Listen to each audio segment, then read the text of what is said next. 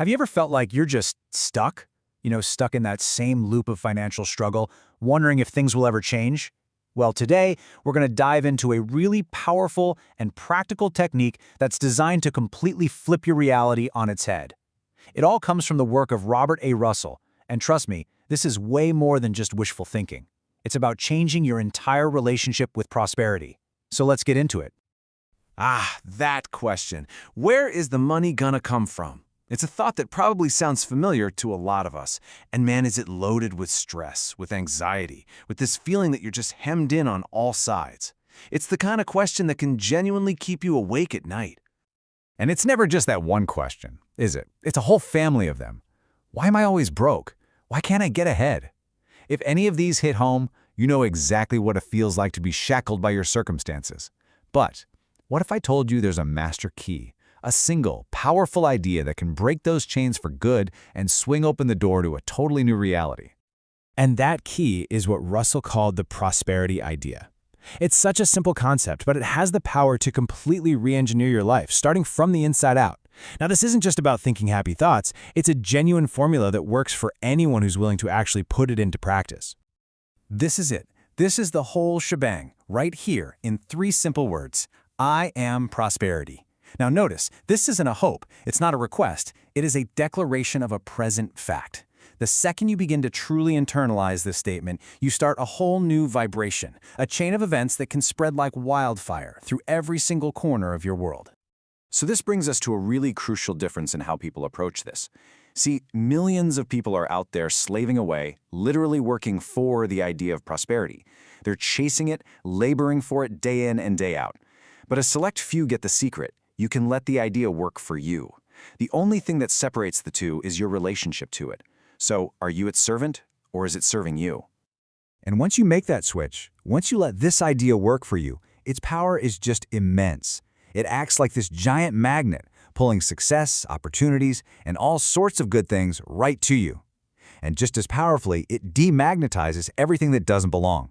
Lack, debt, failure, they just can't exist in the same space. They're pushed away. Okay, so you might be thinking, if this idea is so powerful, why doesn't it just work for everybody all the time? Well, think of it like this. You could have the most perfect, most powerful seed in the entire world, but that seed is not going to grow on concrete. It needs the right kind of soil, and that soil, that environment, is your mind. That environment we're talking about is your consciousness, your mental soil. Ideas are constantly floating around, just looking for a receptive place to land and grow. So here's the key takeaway.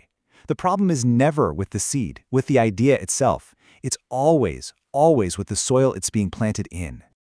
And you can see the difference so clearly here. Good mental soil is cleared out, it's free of all those weeds. Fear, worry, doubt. But if your mind, your soil is choked with contradictory thoughts like, okay, I am prosperity, but I'm so broke. You're literally strangling the seed before it can even sprout. Those opposing thoughts just cancel out all of its power.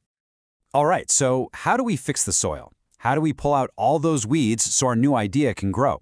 Well, we do it by changing our basic thought. That's the fundamental mental track that your mind runs on all day long, the one that shapes your entire reality.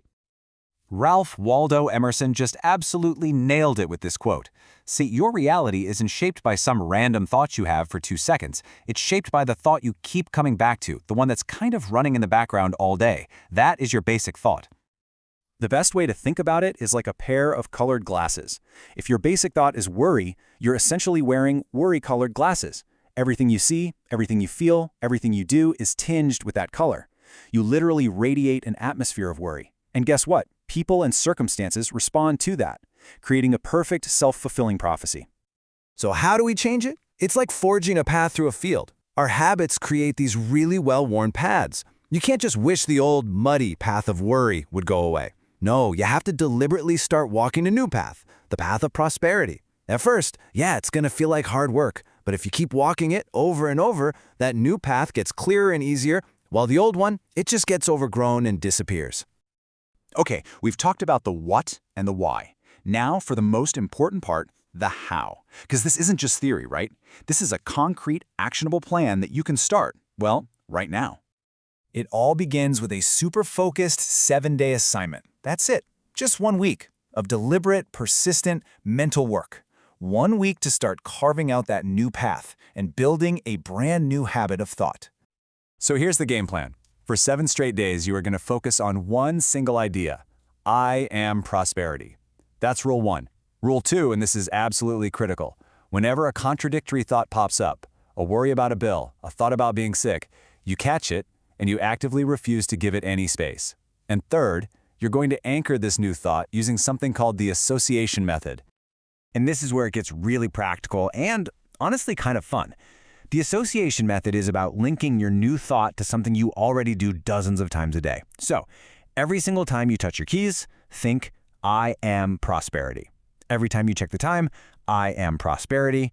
When you open a door, think, I'm opening the door to abundance. You use these everyday triggers to just relentlessly train your mind on its new default setting.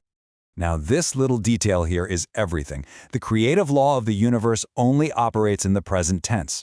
If you say, I will be prosperous, you're pushing your good into the future, where it will always stay, just out of reach. You have to claim it now. You have to feel it now. You have to accept that you are it right now for it to actually show up in your life.